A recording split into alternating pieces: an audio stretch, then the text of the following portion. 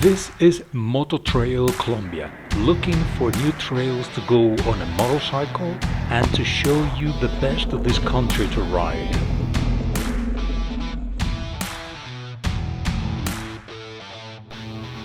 It's Easter 2024 and there will be some free time for holidays, so my friend Arpey will record in Medellin for his YouTube channel and he invited me to come along. It's a great opportunity to discover new trails around Medellin, since I know that San Rafael, Alejandría and Concepción are nearby towns surrounded by falls, clear ponds and rivers. I started my trip from Bogota and it takes about 8 hours to get to Medellin by motorcycle for a ride of 255 miles. I'm riding the Suzuki DR200 and first thing first, let's get some gas.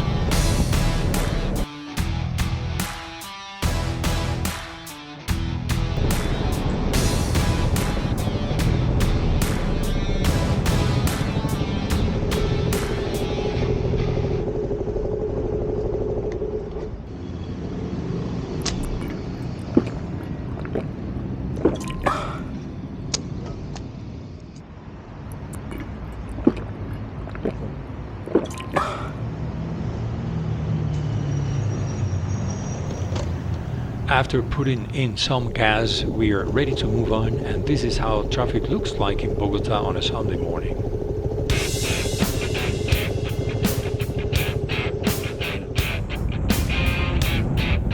For this occasion, I'm riding a second-hand Suzuki DR200 that I have been using for short commutes for a period of 3 months.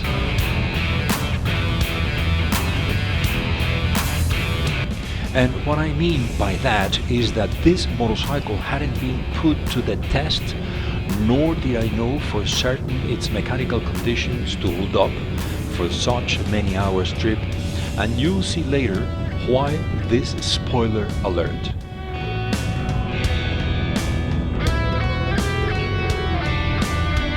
Now, back on the road. How many bicycles have you counted so far? It's like they are born out of every pore of asphalt. Like there is no birth control for bicycles in Bogota, right? I tried backwards, upside down, still more bicycles.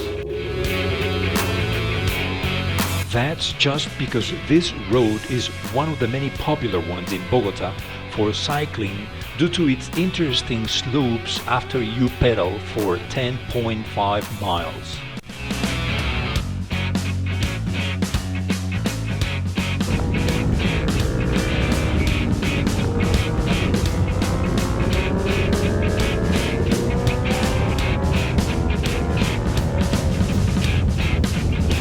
I still have 7 hours to go, and meanwhile, I enjoy the company of strangers driving with a unique style, sometimes their unique vehicles.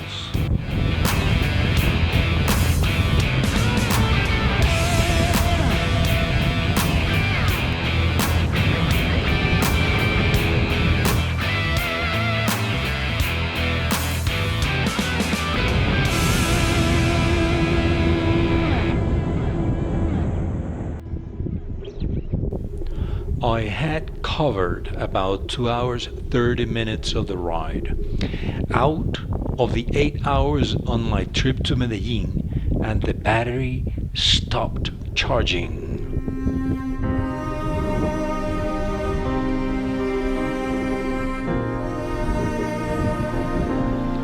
The motorbike had been installed a complete and new wiring 2 days before the trip, plus a new regulator a couple of weeks before, but I knew the problem persisted before I left Bogota. So the issue was either the stator or the battery. Then, how does it work when your motorbike breaks in Colombia?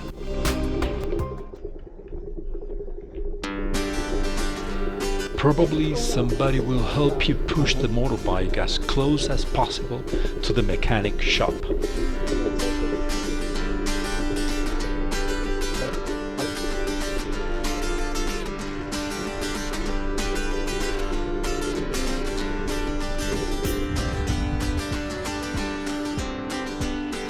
And the mechanic might help you push your bike to look for a shop where we could buy the stator.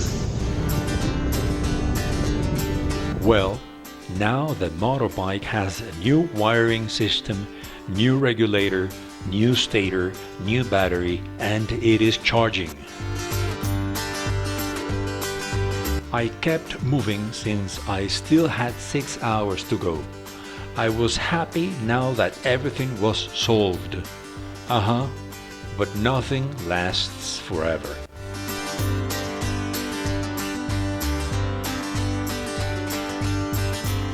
Like around here, the motorbike had a sudden loss of momentum, as if the piston had gotten stuck in the cylinder, but not totally, and the DR200 kept moving with a weird hammering sound in the engine. It was about 6 p.m., very close to dusk, so I kept on trying to get as far as possible for a couple of more hours. At some point it was getting late and uncomfortably hot, so I made a stop and stayed at Los Mangos Hotel in San Luis. I took a good rest at the hotel, and the next morning I left early to ride the last 84 miles in 2 hours and 30 minutes up to Medellin. I would have to be careful driving since the piston was making a sound like hammering the cylinder. So I tried not to go over 37 miles per hour.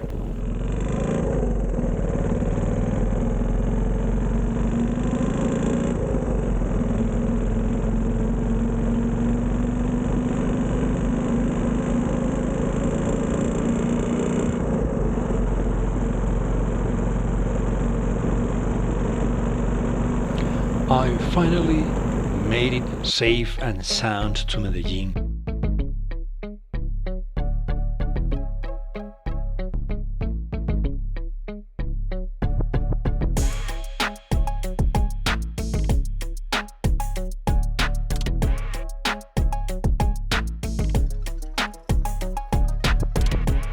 And I had a blast with my friends.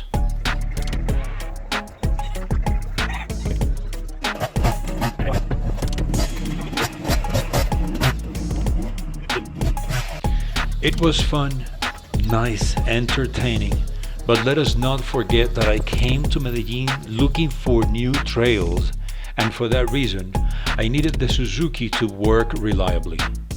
So in my next video, I will show you how I came from this